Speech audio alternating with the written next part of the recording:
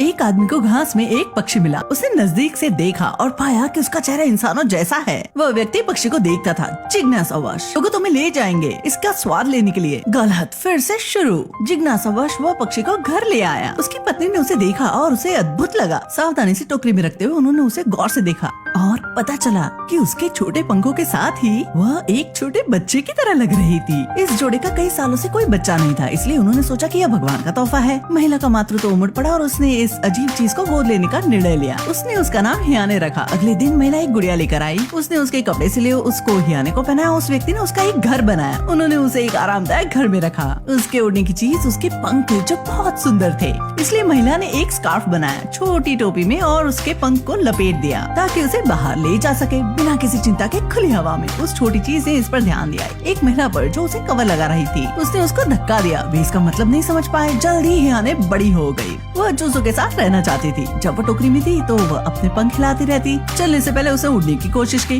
रात में खिड़की में हंस को उड़ता देखकर उसे तुरंत आकाश में उड़ने की इच्छा हुई। पर अपने माता पिता को देखकर उसने यह विचार त्याग दिया। वह सरकती हुई अपने बिस्तर पर गई और सो गई। एक दिन हियाने चूजों के साथ बैठी थी और एक आवाज निकल रही थी। महिला उत्साहित हुई कि बच्चा आखिर बोलने लगा है, लेकिन इससे कोई मतलब नहीं था। उसने इसे कैसे सिखाया? हियाने केवल जानवरों से आवाज निकालती थी। Popcorn, corn, popcorn, popcorn. जैसे जैसे समय बीतता गया हियाने और ज्यादा नटखट होती गई। रात के खाने के समय चाहे महिला कुछ भी दे, हियाने नीचे आने को मना कर देती। केवल जब उसे लगता कि जमीन पर कोई मकड़ी चल रही है तो वो उड़कर नीचे आ जाती। आखिर सामान्य खाने के बजाय हियाने को कीड़े मकोड़े पसंद थे।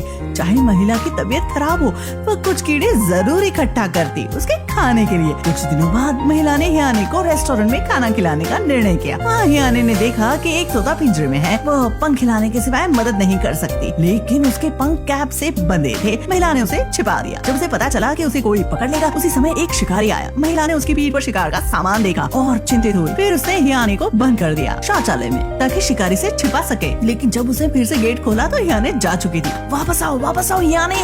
लड़की अपने पंख फड़फड़ाते हुए कोशिश करती हंस के साथ उड़ने की, लेकिन उसके पंख बहुत कोमल थे और वो जमीन पर गिर पड़ी। जो कि हियाने उड़ गई थी, वे बहुत चिंतित हुए। वे उसे खोजने के लिए निकल पड़े। हंस की दिशा का अंदाजा लगाते हुए उन्होंने एक ट्रेन पकड़ी और हियाने को ढूंढने दक्षिण की ओर निकल पड़े। लेकिन उन्हें पता नहीं था कि हियाने को दुर्घटनावश कमरे में एक लड़की मिली। लड़की ने उसके सिर को बाहर निकाला। उस छोटी चीज को देखने के लिए उसने हियाने के पंख छूने की कोशिश की। पहली नजर में वह इस पक्षी के प्रति आकर्षित हुई। सिंगल पेरेंट फैमिली में उसके पापा अक्सर बिजनेस ट्रिप पर रहते थे। वो बहुत अकेली थी, इसलिए उसे दोस्त की देखभाल उसी को करनी है। उसने पंखों और शाखाओं से कमरे में एक घोंसला बनाया। जब कमरे में वे दो ही थे, वे एक रोमांच करने लगे। वे एक पेड़ पर गए। हियाने अपने पंख हिलाने लगे और ऊंचाई तक उड़ने लगी। लड़की उसे केवल जमीन से देख ही सकती थी। अगले दिन लड़की ने हियाने के पेरेंट्स को देखा। ऐसा लगा जैसे वे पेड़ की ओर इशारा कर रहे हैं। लड़की ने उनको बताया कि हियाने पेड़ पर सो रही है, लेकिन एक आदमी वहाँ चढ़ा और देखा कि वह वहाँ नहीं है। लड़की को एक दोस्त मिल गई थी। उसको हियाने की चिंता हुई, इसलिए उसने उनके साथ मिलकर हियाने को ढूंढने का निर्णय लिया। उस समय हियाने उड़ रही थी। वह फिर हंसों के पास चली गई, लेकिन हंसों ने उस पर हमला कर दिया। हियाने चर्च की छत पर गिर गई। उसे आसपास के लोगों ने देखा। पुलिस और बचावकर्ता उस जगह पहुँचे। उन्होंने एक मचान बनाया। कप्तान ने हियाने को हौसला दिया और एक मजबूत बचावकर्ता जिसके घुंघराले थे बाल, वह उसे बचाने ऊपर पहुँचा। लेकिन उसे ऊंचाई से डर लगता था। जब वह वहाँ पहुँचा, हियाने उड़ गई थी। मदद!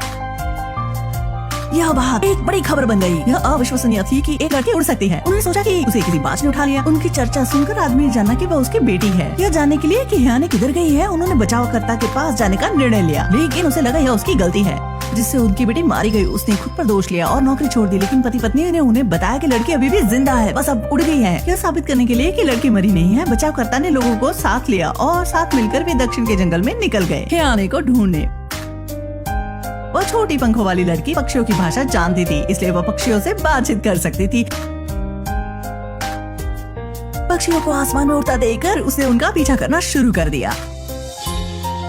आकाश में गोलियों की आवाज हुई, जिससे नीचे खड़े लोगों को आश्चर्य हुआ। उन्होंने अपनी उड़ने वाली लड़की के बारे में सोचा। फिर उन्हें देखा एक नीला कपड़ा बहुत दूर से कुएं में गिर रहा है। यह वो कैप थी जो उस महिला ने अपनी बेटी के लिए बनाई थी। वे कुएं की ओर दौड़े, लेकिन कुएं का पैदा नहीं दिख रहा था। वे कुछ साफ नजर नहीं आ रहा था। लड़की खड़ी हुई और कुएं में चली गई। उसने कुएं में गोता लगाया, लेकिन उसे कुछ नहीं मिला। असल में हियाने पर गोली नहीं चली थी। वे एक होटल में चले गए रात को रुकने के लिए। लड़की एक लड़के से मिली जो पेट पर बैठा था। दो बच्चे जिनको प्यार की जरूरत थी। जल्दी एक दूसरे से दोस्त बन गए। सोते समय लड़के ने बिस्तर के नीचे एक आवाज सुनी। उसने सोचा कि यहाँ भूत है। दोनों ने जल्द से लाइट जलाई। लड़के ने गद्दा हटाया। आश्चर्य से लड़की ने वहाँ यानी को देखा।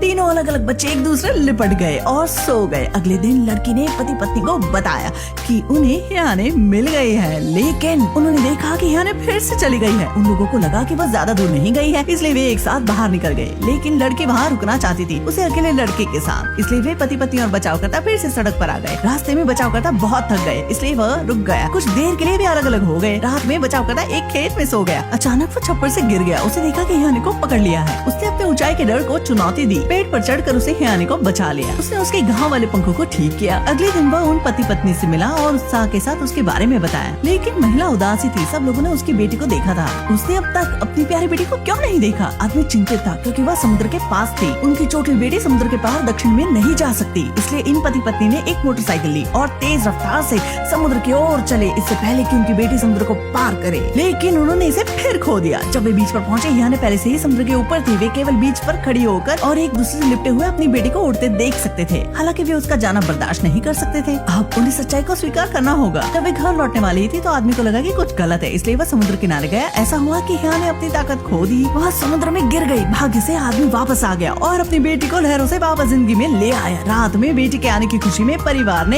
एक स्वादिष्ट कीड़ों का भोज दिया। इसके बाद हियानी फिर भी आजादी के लिए झटपटाती रहती। वह खिड़की को मारती रहती। वे अपनी बेटी को इस तरह खुद को चोट पहुंचाते नहीं देख सकते थे। उन्होंने सोचा कि उन्हें इसे जाने देना चाहिए और उसे आजाद कर देना चाहिए। एक दिन एक शाम को उन्होंने अपनी बेटी को आजाद कर दिया। उस छोटी लड़की ने एक आदमी को चूमा। उसके बाद वह आसमान में उड़ी, जो उसकी दुनिया थी। फिल्म का नाम है ईप, जो कि हॉलैंड की एक शानदार फिल्म है। यह विश्वास करना मुश्किल है कि हियानी को स्पेशल इफेक्ट से बनाया गया था। इस रोल को निभाया था एक छोटे युवा ने, कानाडे जॉर्डन। कल्पना से भरी यह फिल्म एक पेरेंट्स और बच्चों के बीच जुड़ाव की कहानी कहती है। एक आजाद आत्मा को पिंजरे में बंद नहीं किया जा सकता है। माता पिता कैसे होते हैं, यह इससे सीखा जा सकता है। तो यहाँ खत्म होती है हमारी कहानी। मैं हूँ जियान यू। अगले वीडियो में फिर मिलते हैं। बाय।